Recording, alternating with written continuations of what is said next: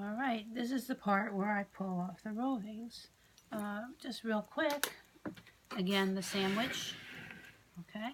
We have the base layer of the llama fur or the alpaca fur, about 5 layers. Actually, I mean 6 layers of Dakota fur in here, um, because I wanted it right. Sometimes you put more into it, you feed more into it than you realize, or you feed less into it. So you really have to judge how you like it made.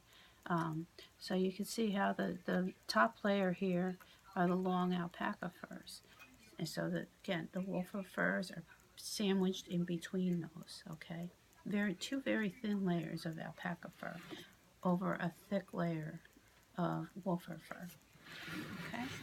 Um, Now what I do, I have to turn around and sit and face the machine or the drum carder, and I stick this hook through and I pull these free. Okay. Gemma has a really cool idea with the bottle cap. I could never perfect that, but these work for me. So you see how I've pulled off a layer, the rest of it is on there. Okay. I'm going to lift this brush here because I don't want to brush the fur off as I go along. And what I do is I just put around as carefully as I can.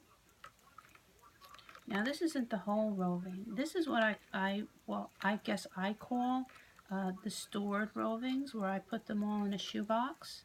This is not what I would actually use to spin. This is just how I store it. The more you pull it apart, the more you play with it, the more delicate it's going to be. If I were to hold this up to the light, you would see, actually, if I hold it up to the light,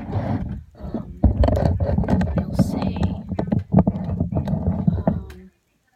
okay, how the layers are set in there.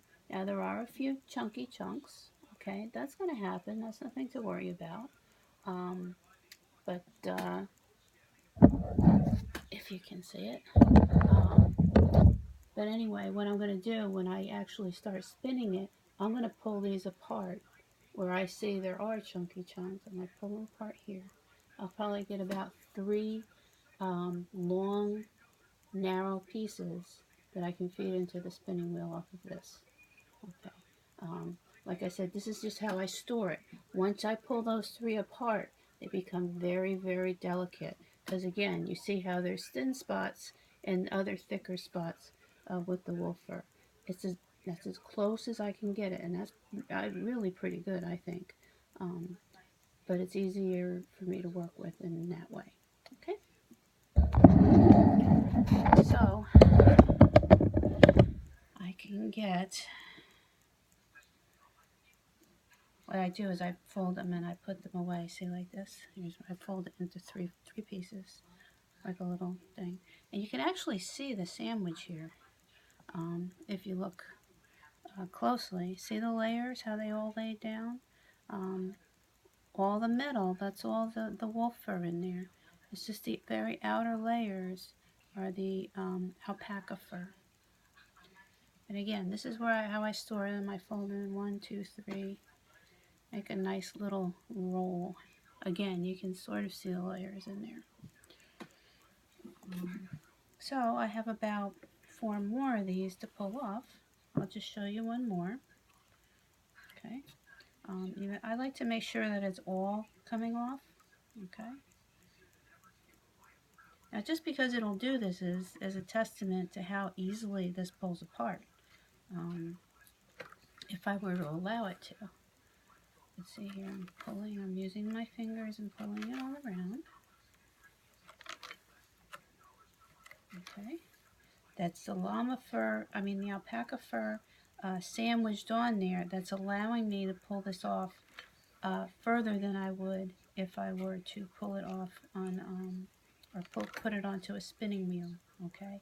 If I didn't have those alpaca layers on the outsides, I would have to be I'll show you in a second, I would have to be very, very careful about breaking the fibers apart. I'll show you one more. See how it comes apart? Okay, there's a little more in here. The bottom layer of alpaca fur, the longer hairs, are all that's keeping that wolf fur together in there. If it were all dog fur or wolf fur, I would have to be very delicate about how I take it out, because remember, they're only about an inch or two short. Since there's the llama fur on the outside, I can pull because it's still holding it together in there. Again, a nice sandwich that's making nice, long, even pieces. Okay, right? And again, I'm going to fold it for storage. This is storage only. I'll show you with some Ronnie fur how we do the rest.